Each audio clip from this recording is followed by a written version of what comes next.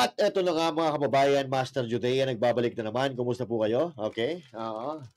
Alam nyo mga kababayan, medyo nagkakagulo na po sila. Okay?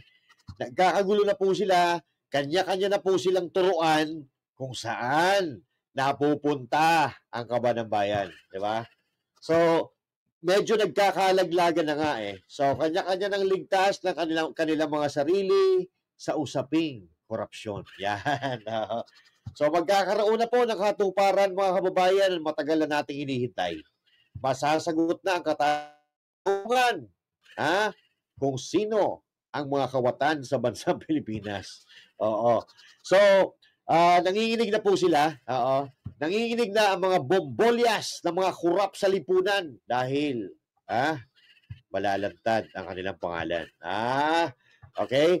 Dahil alam nila kung ano ang kayang gawin ni Senador Marcoleta diyan sa Blue Ribbon Committee. Naku po, oo. Ang talino pa naman nitong tao na to, mga kababayan, at pasara niya ang ABS-CBN. Ito pa kaya ng mga buhaya? Na sumisip-sip lang naman to ng dugo ng mga mayayaman. Yung mga buhaya lang pero yung mga matatino hindi kasali dito. Okay? Pag-uusapan natin dito, mga kababayan, lahat yan, pati ang mga damdamin ng sambayan ng Pilipino, yung mga pakiramdam sa SONA, yan, yung mga opinion sa SONA, ito ba, nagustuhan ba ng mga tao o kinainisan ng tao? Pag-uusapan po natin yan, mga kababayan. Pagkatapos lang nito. Banateros ay hindi magigiba. Banateros ay hindi nag-iisa. Banateros ay kami walang iba. Banateros hanggang sa huli naming hininga.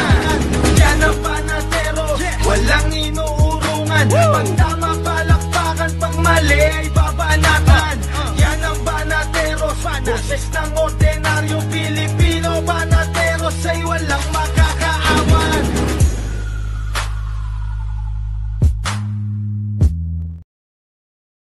At syempre, magandang araw Luzon, Visayas, Mindanao at sa mga kababayan nating OFW, mga immigrants sa iba't ibang panig ng mundo. Magandang araw po sa inyo lahat. Kumusta po kayo? And of course, Master Judea, nagbabalik para maghatid sa inyo ng mahalagang balita. Yan. Okay. So, katatapos lang po ng SONA, mga kababayan, at marami pong naggibit balikat at marami namang hindi naniniwala sa sinasabi ng Presidente at ang iba naman nananatiling positibo at umaasa na may magagawa pa ang gobyerno sa loob ng 3 taon para mapaunlad ang Pilipinas. Pero kung kayo, ang tatanungin mga kababayan, may maganda pa bang mangyayari sa bansang Pilipinas? Kung titingnan natin ang realidad na kaliwat kanan ang hinaharap na problema ng ating bansa, so i-comment ninyo kung kayo ba ay umaasa pa na matutupad ni Marcos Jr. ang kanyang mga sinabi tulad ng pananagutin ang mga kawatan sa gobyerno. So i-comment po ninyo. Pero maraming problema, mga kababayan, ang kinakaharap na ating bansa na hindi pa nasolusyonan. Tapos ngayon, parang narinig natin, marami na naman pangako at marami po ang mga Pilipino na nagtatanong kung nag-uusap-usap sa mga kanto, sa mga eskinita, kung ano ang magiging opinyon doon sa nagdaang SONA ni Pangulong Bongbong Marcos Jr. Well, tayo personally, kung pakikinggan natin yung mga sinabi ni Pangulong Bongbong Marcos, maganda. Pero mas maganda yon kung matutupad lahat ng mga sinabi niya. Pero, katulad nga ng sinabi natin, realidad, nakaliwat kanan ang problema ang kinakaharap ng bansa. At mismo ang Pangulo, umamin na lahat ng nangyayari na maganda, na maliliit, na maganda sa Pilipinas ay palamuti lamang. Dahil ang mga Pilipino ay nagre-reklamo, nahihirapan, mahal ang pamasahe, mahal ang kuryente, mahal ang tubig, mahal ang bigas, lahat na lang nagmamahalan na. Umpisahan po natin dito, mga kababayan, sa isa ding nagre-reklamo. Yan. Si Attorney Guanzon. Attorney Rowena Guanzon po, ang inyong lingkod. Kakapakinig lang po natin ng SONA speech ni President BBM. Pero ako, sabi nga nila, sa 3 taong pinaghihintay natin, na baka sakali naman sa kagitnaan ng kanyang term ay talagang kakayanin niya ang mga problema ng Pilipinas at ang gutom ng mga taong bayan. Ito po, SONA niya ay dapat tinawag nating desperate state of the nation. Kasi desperate na talaga siya na makuha niya uli ang magandang loob natin. Lalo na yung mga taong bumoto sa kanya. At ang mga taong hindi man bumoto sa kanya, pero tayo umaasa na sana po ay gampanan niya ng mabuti ang kanyang mga katungkulan, lalo na stop niya yung corruption. Pero nung unang SONA niya, 3 years ago, ay fresh na fresh pa siya. At hopeful naman po tayong lahat kahit tayong mga hindi bumoto sa kanya. We wish him success, lalo na ako. Kasi nga sabi ko, baybayan ko rin po ito. Kung kayo na po nanalo dyan, edi pag galingan nyo. Para kami naman po ay maging proud na Pilipino kami. At ang mga pobre ay makaahon man lamang sa termino nyo, Mr. President, na 6 years. Ngayon sa midterm, 3 years, ano na ito? Desperate ka na. Kasi palubog na. Everything is going downhill. Dadagdagan mo pa ang tax na binabayad ng mga karaniwang tao. Habang ang mga may-ari ng mga minahan na iba ay kamag-anak mo at ay iyong mga financial contributors ay hindi mo ginagalaw ang kanilang kapiranggot na tax sa mining. Dapat sagutin din yan ni Speaker na pinsan mo, Mr. President, kung bakit ang taxes sa mining ay hindi gumagalaw. Siya ba ay may mga interest sa mining? Yan din ba ang dahilan kung bakit ang Maharlika Fund natin ay napunta na naman sa isang investment kuno sa mining? Mining lang kayo ng mining dyan. Kayo lang naman nagmamine eh. Ang makaraniwang tao na manggagawa, ng mga nanay na, pinagkakasya na lang po o ano ang laman lang ng kanilang bulsa sa araw na yan, pinagkakasya na lang sa 3 beses makakain man lang sa isang araw ang lahat ng miyembro ng pamilya. Pero ano ang pinaka bongga talagang statement ni BBM, yung akala niya palakpakan natin siya nung sinabi niyang, mahiya naman kayo. Alam naman ng taong bayan, mga kawatan kayo, mahiya naman kayo. Ba't naman ho kami papalakpak sa kanya? Napakalapit ho sa kanya eh. Nang dapat niyang sabihan na, mga walang hiya kayo. Tigilan niyo lang, kundi puputulin niyo yung mga daliri niyo. Napakalapit po sa kanya. Ano sabi ni Professor Winnie Monsod? Abay, wala siyang nakikitang mga pagbabagong maganda dahil ang mga nakapaligid sa presidente ay mahiya naman kayo, President BBM. Hanggang ngayon, di nyo pa binabayaran ang 203 billion ng estate taxes ng namatay niyong ama. Na natalo na kayo sa kaso. Hindi nyo pa rin binabayaran. Bay, kung sana binayaran nyo, nakaahon man lang tayo ng konti. Hindi po ba? Mahiya naman kayo na ang budget ay hinayaan ninyo na i-chop-chop ng pinsan nyo na ginawa nyo pa ring speaker ngayon. Mahiya naman po kayo. Kayo po talaga ang dapat mahiya sa mga Pilipino. Sa mga karaniwang taong halos hindi na makakain. Halos maglalakad na lang po dahil wala ng pamasahe. Nahiya naman kayo. Yun. Walang yan. Na-back to you patuloy. Na-back to you si Bongbong Marcos Jr. Oh. So mga kababayan, marahil magaganda nga yung mga sinabi ni Marcos Jr., ni Pangulong Marcos Jr. sa SONA. Pero tulad ni Attorney Rowena Guanzon, marami pa rin po yung hindi naniniwala. Oo. Kasi Tinawag pa nga niya itong tawag niyang desperate state of the nation address. Okay? So, mga kababayan, she may be wrong or etong sinasabi ni medyo malaman itong sinasabi ni Atty. Rowena Guanzon, but she may be wrong or she may be right. Kasi nga naman, may mga pangako na nauna ng SONA, may mga pangako na hindi naman natupad. Tulad halimbawa ng 1 milyon na pabahay kada isang taon. Oo. So parang hindi na po natin nakita yon. So, hindi kaya totoo itong sinasabi ni Atty. Guanzon na sinusubukan lang ni Marcos Jr. na kunin ang simpatya ng taong bayan dahil everything is going downhill. Kumbaga,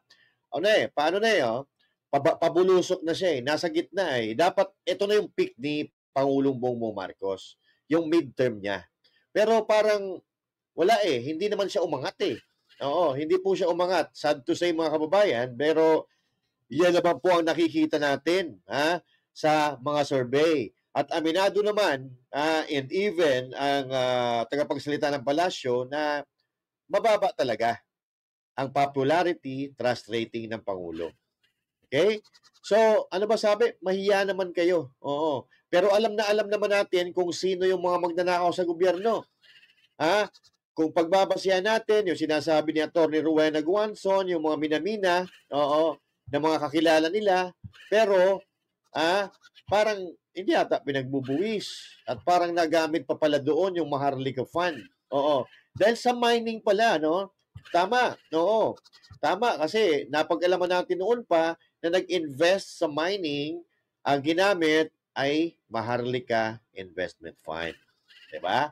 So now, unti-unti na pong lumilinaw mga kababayan sa atin kung sino-sino po talaga ang mga kawatan sa gobyerno. At ang sabi nga ni Atty. Hindi na po tayo may sabi dito, si Atty. Guanzon, ang sabi po niya, mahiya naman po kayo.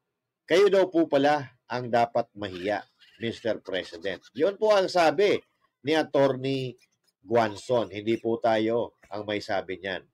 Kasi, alam naman natin, kahit tayo mga ordinaryong Pilipino, alam natin kung ano nangyayari. Alam natin kung niloloko tayo, alam natin kung nagsasabi ng totoo. So, himay-himayin po natin itong sinasabi ni Atty. Guanzon at mamaya tingnan natin kung tama ba talaga itong mga sinasabi niya. Pero sa tingin ko, unti-unti na pong nagkakaroon ng linaw yung mga sinasabi na mga kritiko ng gobyerno dati, katulad na lang halimbawa ng mayor ng Baguio na si Mayor Magalong. Pakinggan po natin ito. Mga pa-inosente at manhid. Yan naman ang banat ni Baguio City Mayor Benjamin Magalong sa mga mambabatas na pumalpak at naghiyawan pa matapos banata ni Pangulong Bongbong Marcos ang mga korap na opisyal sa kanyang SONA kahapon. Pinuna ni Magalong ang hiyawan ng mga kongresista sa SONA, lalo't sila rin naman daw ang may kasalanan kung bakit nauuwi sa korupsyon ang infrastructure projects ng gobyerno. Git niya, hindi lang dapat ituon sa mismong Department of Public Works and Highways at mga kontratista nito ang investigasyon sa nangyayaring kickback sa mga proyekto. Dapat daw panagutin din kung sino ang namimili ng district engineers at regional directors. 2024 nang unang isiwalat ng alkalde ang umano'y overpriced na rock decking project naman ng DPWH sa Benguet. Parang height of mockery and callousness because at the end sila naman yung involved dyan Sila naman yung mga pasimuno dyan sa mga kalokohan na yan. Nagkakaroon ng conspiracy, dyan po yan sa mga kickbacks na yan. Sa mga hatian, sa mga porsyento. Sa pagpili ng mga contractor, favored contractor, na karamihan din, politiko din. Mga kapatid, Ruth Cabal po para sa mabilis na pasada ng... Ruth Cabal, mga kababayan. So, yun po, no? At nakita naman po natin, mga kababayan, na sa mga unang statement or mga expose ni Magalong ay talagang hindi nagbabago Hanggang ngayon, yun pa rin po ang paniniwala niya na marami talagang kontratista na minsan kamag-anak pa po yan ng mga nasa gobyerno, no? Kamag-anak po ng mga nasa gobyerno na kung saan sila-sila lang din po ang nakikinabang. So ang tinutukoy po dito ni Mayor Magalong, mga kababayan, ay yung nagpapalakpakan doon sa sinasabi ni Pangulong Bongbong Marcos, sila din pala ang salarin. Sila rin pala ang salarin ng korupsyon sa ating bayan. So, parang napagtatagto-tanto natin, mga kababayan, na medyo may katotohanan ata itong sinasabi ni Attorney Rowena Guanzon, mga kababayan. Kasi kung pagtatagni-tagniin po natin lahat ng mga kritiko, ito po ang sinasabi, na ang pera ay kinukurap nila. Okay? So, mahiya naman talaga. Kasi, sa totoosin, mga kapatid, kung walang magnanakaw sa Pilipinas, abay, maunlad ang ating pamumuhay. Hindi lang maunlad ang pamumuhay ng mga negosyante, kundi ang tayo ng mga ordinaryong Pilipino dahil mapupunta sa tamang kapuntahan yung pera na dapat ay ginagastos ng gobyerno para mapagaan ang buhay ng mga Pilipino. 'Di ba? Kaya lang, ang problema, nagkakaroon ng hati-hatian. Okay? So alam naman natin kung sino may hawak ng kaban ng bayan at sinabi po ni VP Sara Duterte kung sino po yung mga yan. Alam natin kung sino ang namumulbod ng pera sa pamamagitan ng pagbibigay ng ayuda. Abay sa dami ng Pilipinas, mga kababayan, bakit hirap na hirap tayong umunlad? Sige, paliwanag mo nga. Attorney? Oo. Grabe, dilubyo, kalamidad. Grabing baha. Ilang araw na baha. Isipin mo, may gobyerno ba tayo? Hindi ko alam. Sorry, mga rescue boat, nakita ba kayong mga yan sa mga Marikina River? Mga lifeboats? Wala akong nakita. Kaya, magtatanong ka talaga, saan napunta ang bilyon-bilyon na funds para sa flood control? Bilyon hindi milyon Flood control, billions of funds. At parang ito yung baha na hindi ko narinig na may abiso, merong warning. Kasi nga,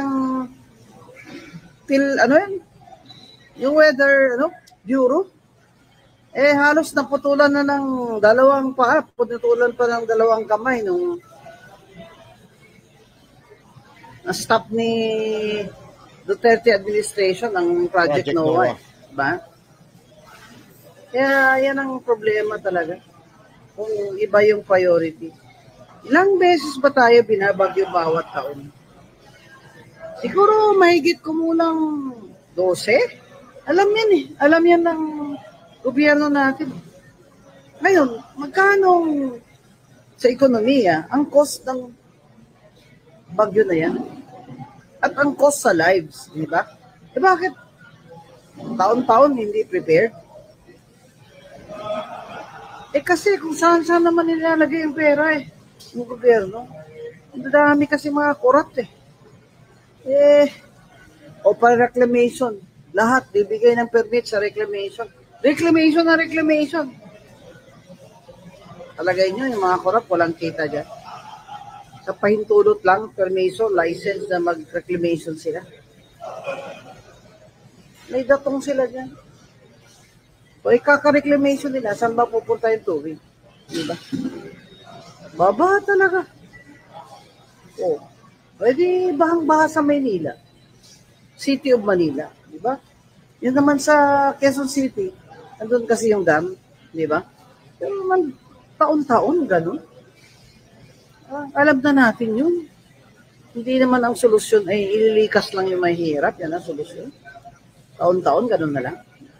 Abay, mag-isip-isip naman po kayo. At ang laki ng sweldo nyo dyan. Ang lalaki ng mga pondo dyan. Asan na po yung flood control ng funds? Dapat po, suriin yan ng Committee on Appropriations sa kanang ating Senado. Kung hindi po ninyo kaya ay ikontrata po ninyo sa marunong ng mga kumpanya niyan. Bakit yung ibang bansa? kinakaya naman nila kahit bahain sila.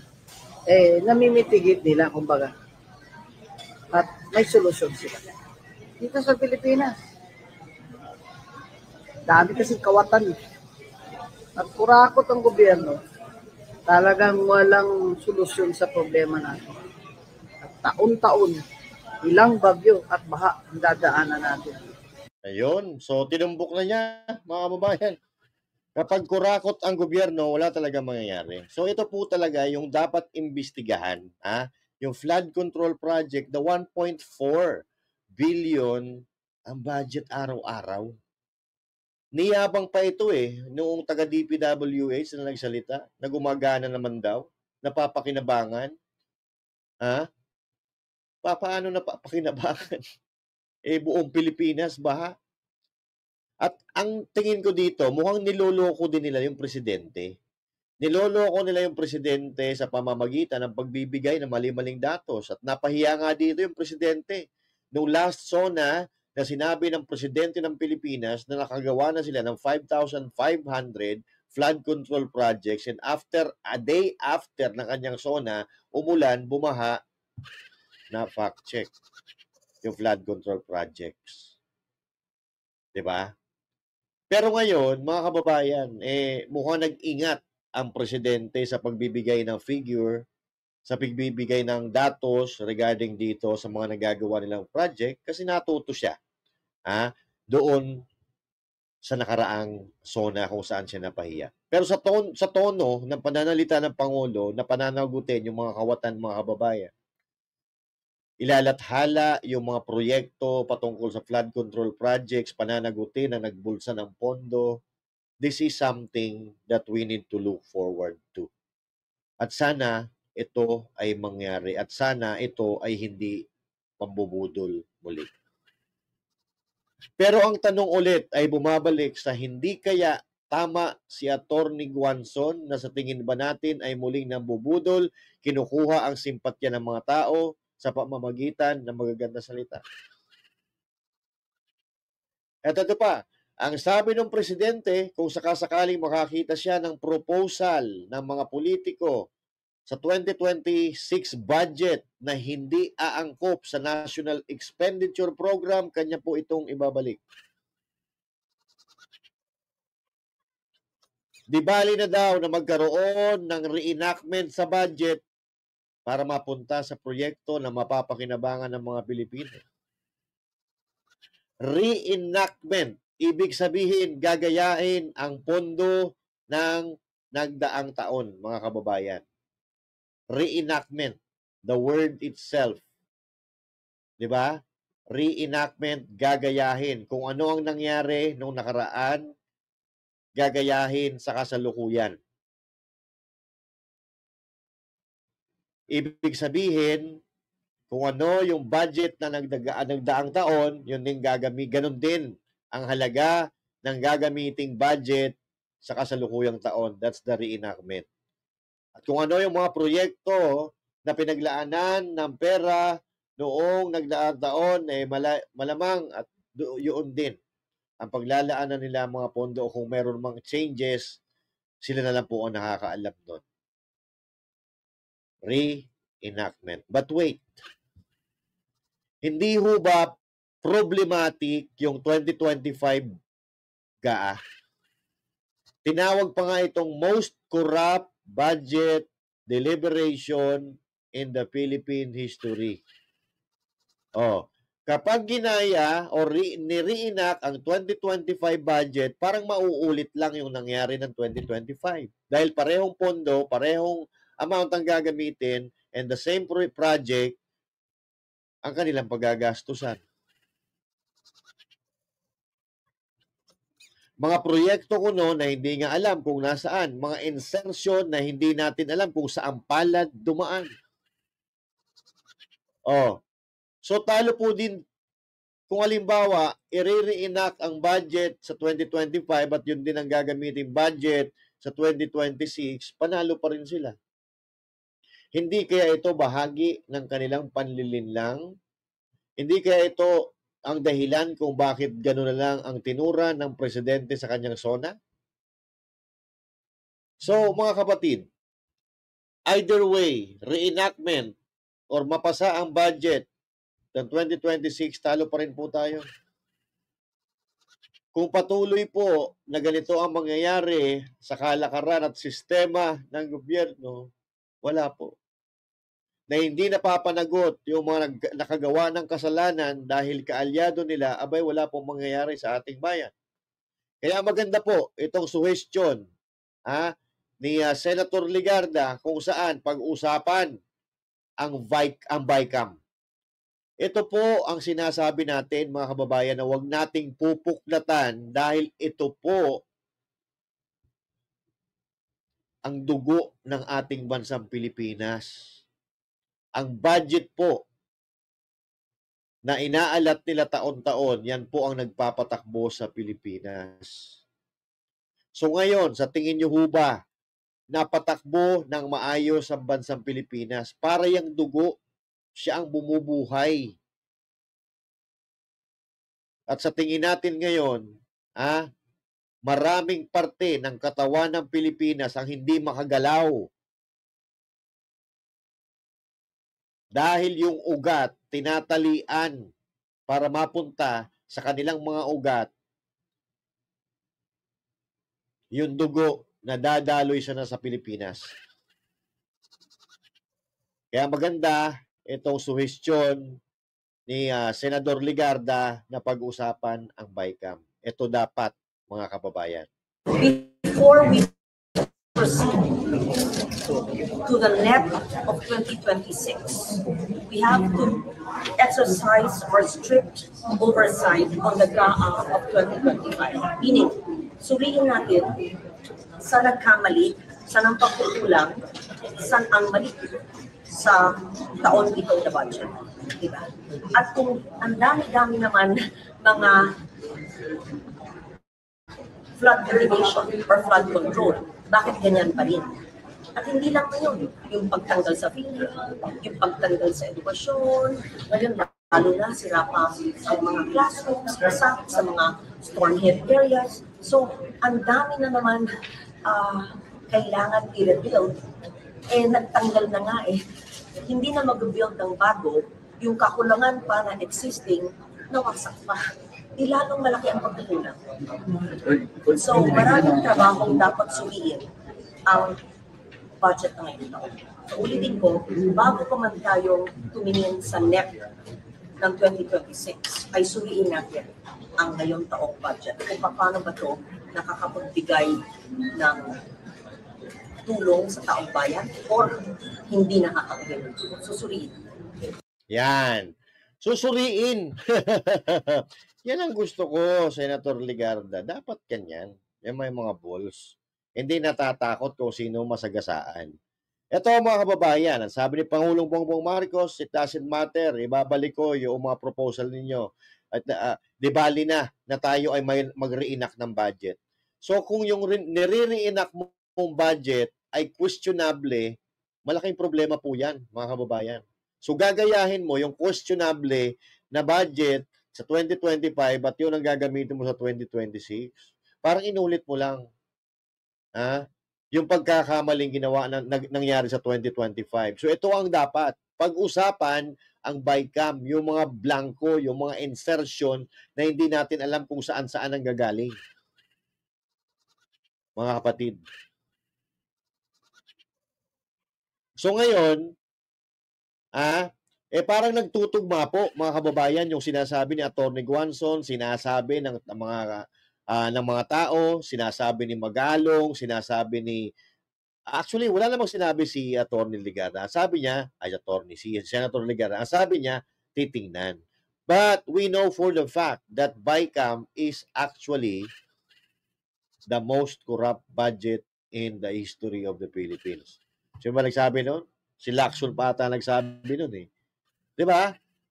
So dapat mga kababayan, mapag-usapan po talaga yung BICAM na yan. Yan po yung matagal natin pinagsasasabi na hindi natin alam kung saan na papaano nangyari, kung saan napunta, kung sino-sino ang mga kawatan, kung sino ang nagdoktor, kung sino ang pasinimuno, at kung sino dapat ang makukulong dyan.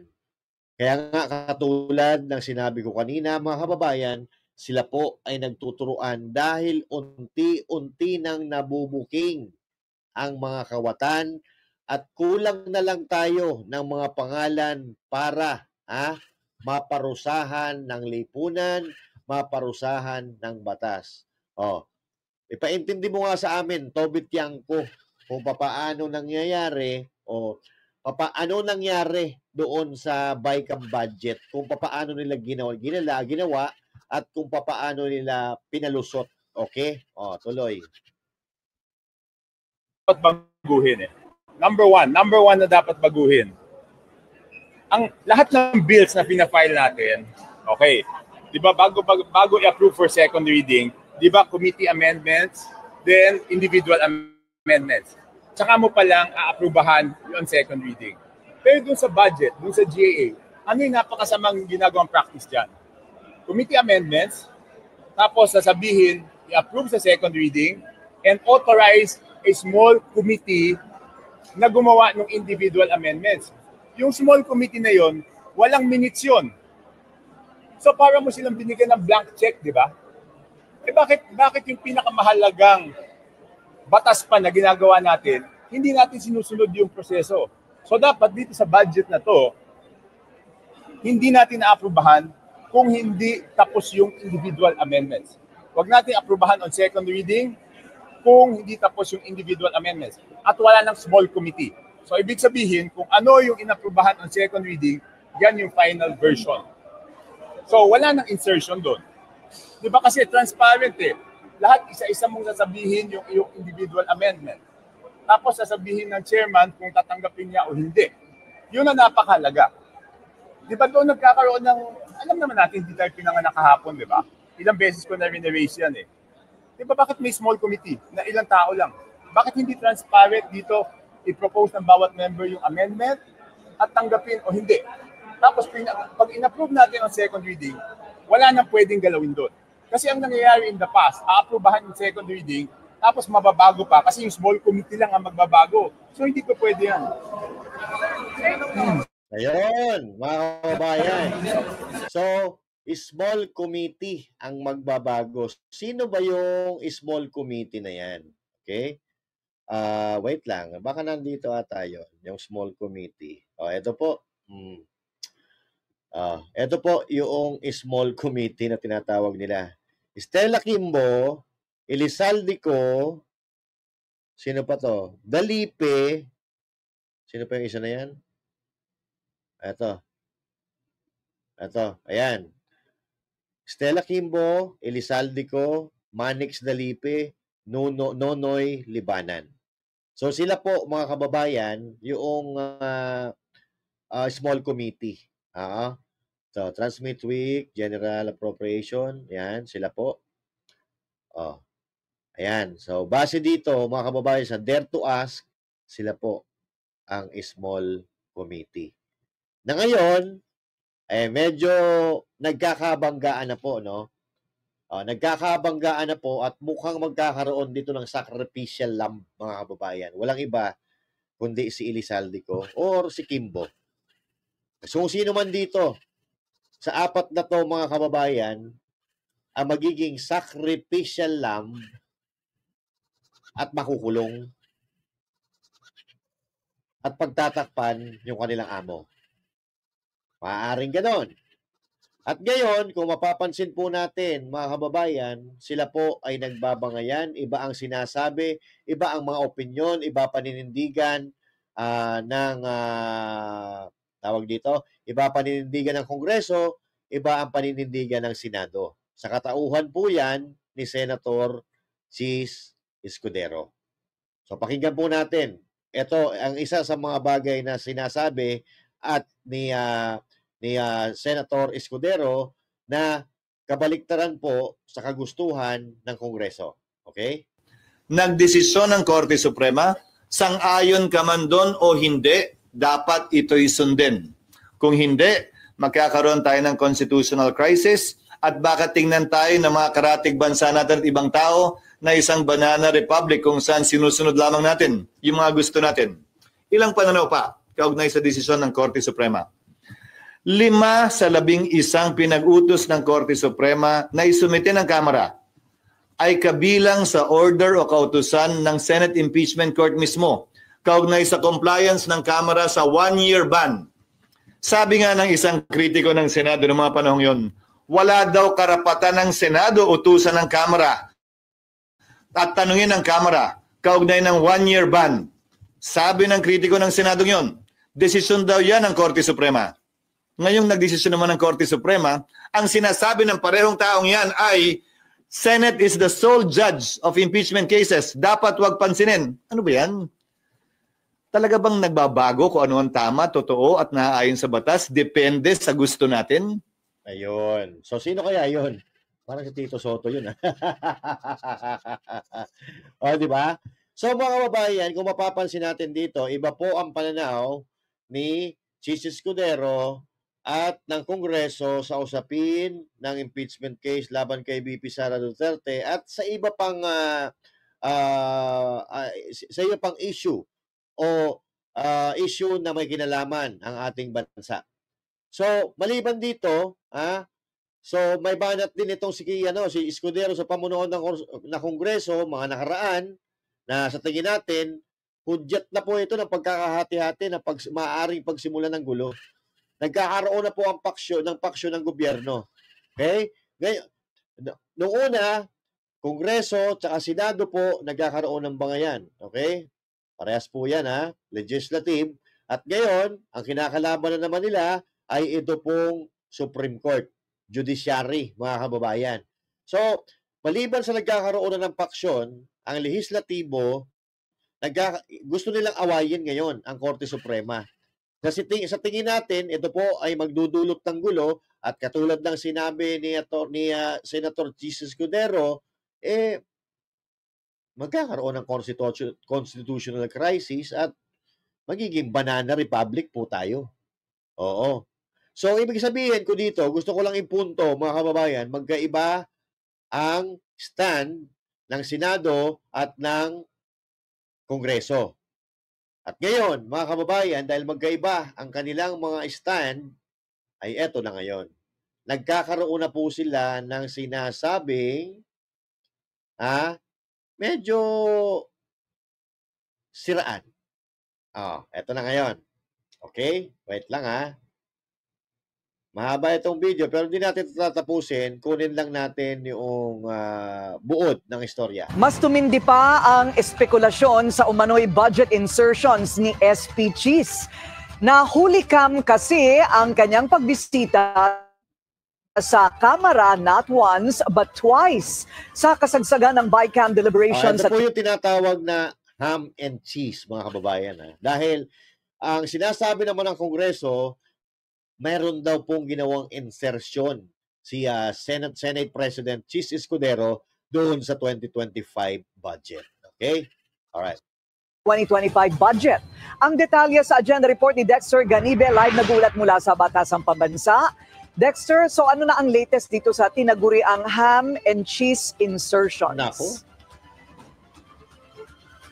Corina, mukhang hindi natatagal ang ham and cheese na breakfast o merienda sa Senado dahil ang sunog, kahit takluban mo man ng malaking planggana, sisingaw at sisingaw pa rin ang usok nito.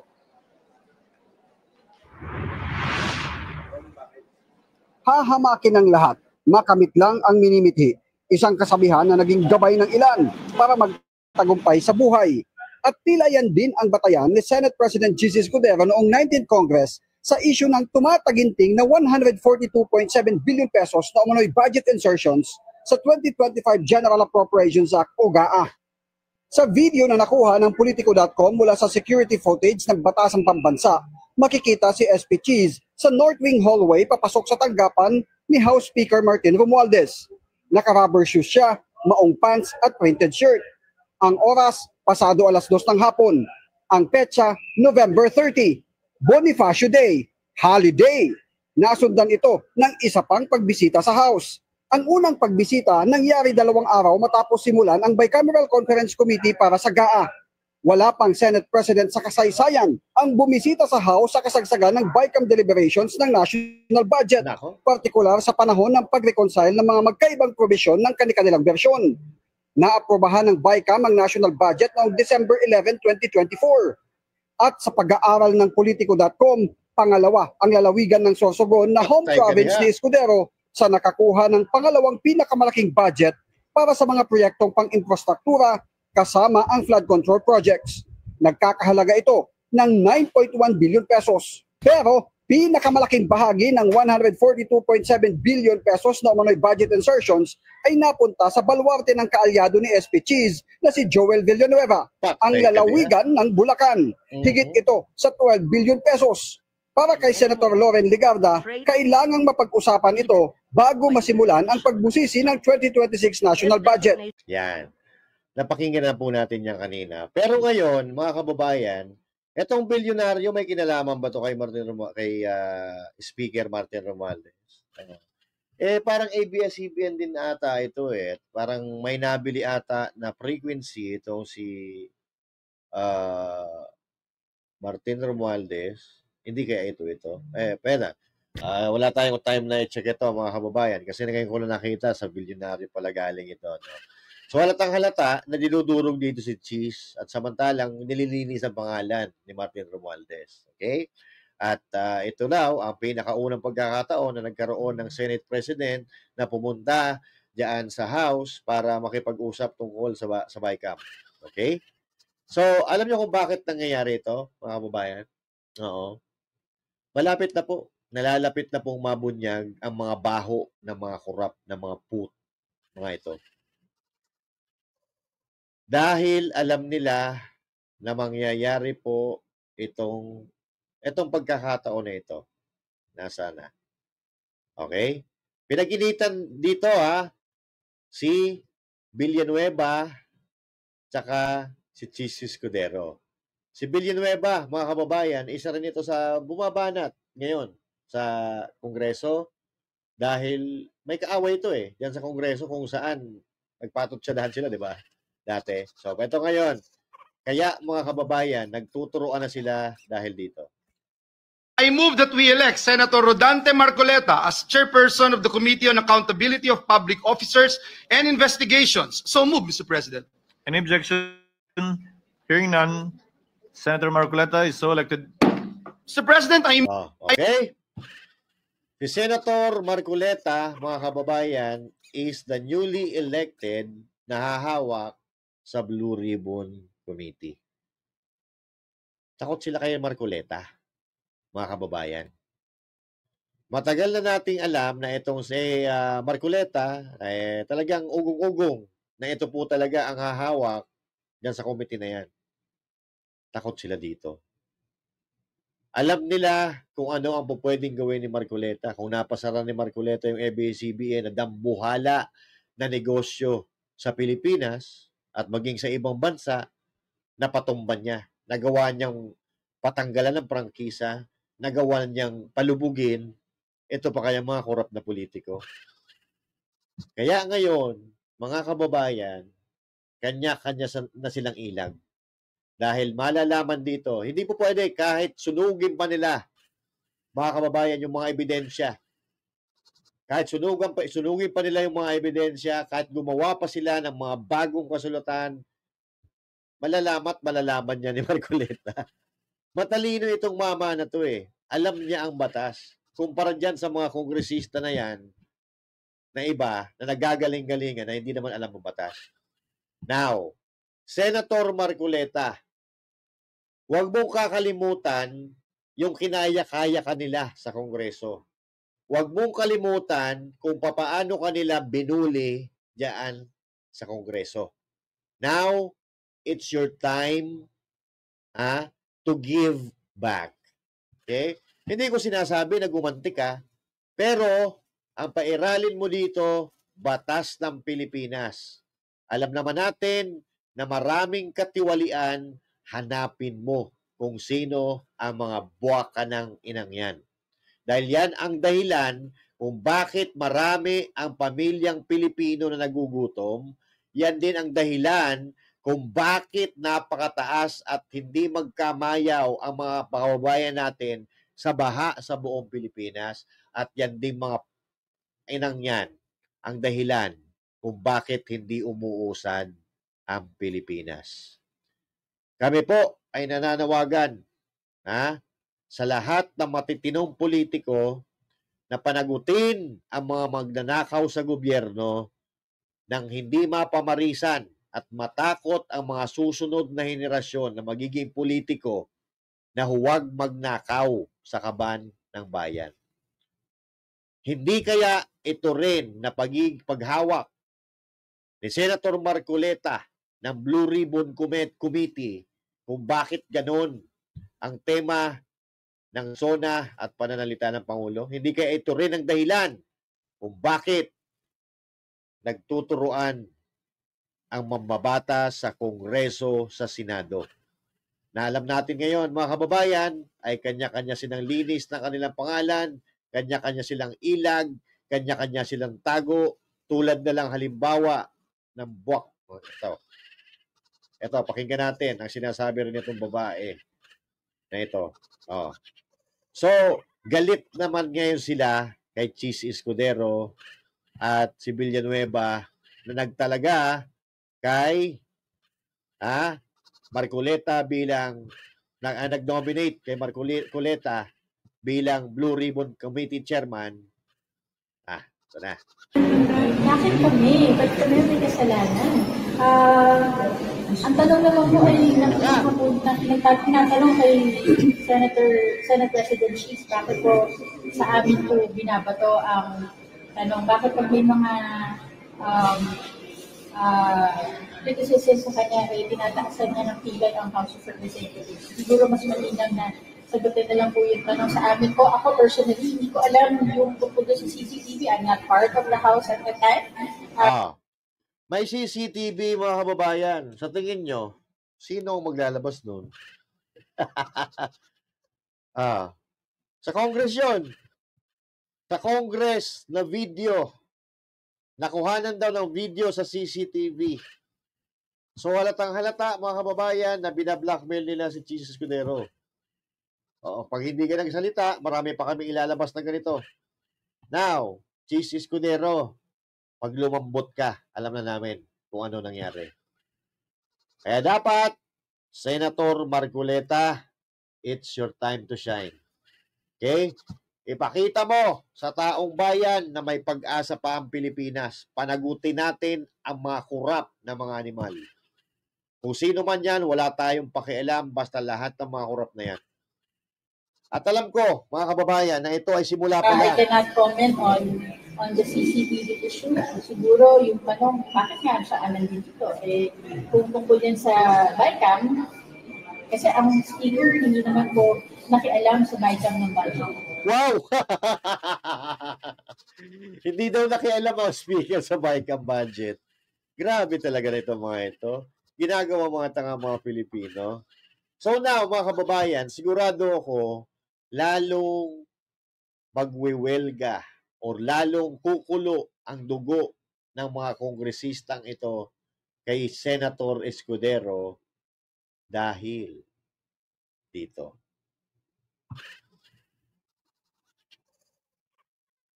Chis Escudero to file bill banning officials, relatives from serving as a contractor or suppliers. So, may example pa nga dito Nako, paano na ang family business nila One Rider Party List Rance Rodriguez, 2.77 billion DPWH contract February 23 to August 2024.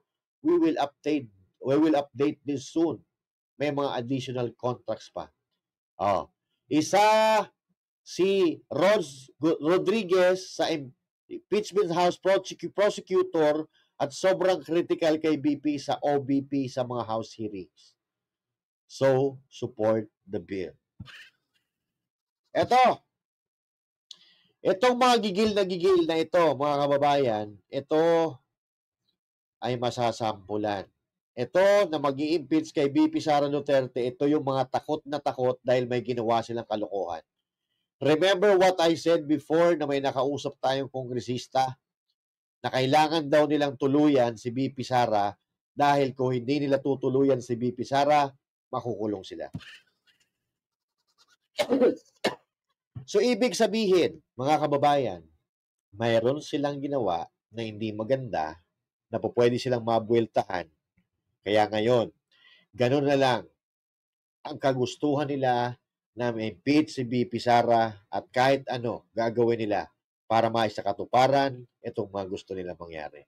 So kayo, mga kababayan, naniniwala ba kayo doon sa SONA ni Pangulong Marcos Jr. o ito ay panlilinlang para makuha ang simpatya ng mga Pilipino or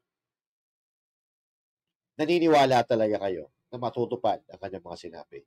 I-comment nyo, mga kababayan, at pag-usapan natin yan sa susunod nating video. And again, this is Master Judea saying thank you. God bless you all, and to God be the glory. Magandang araw po sa inyo lahat. 2:00 ng umaga na pala. Bye!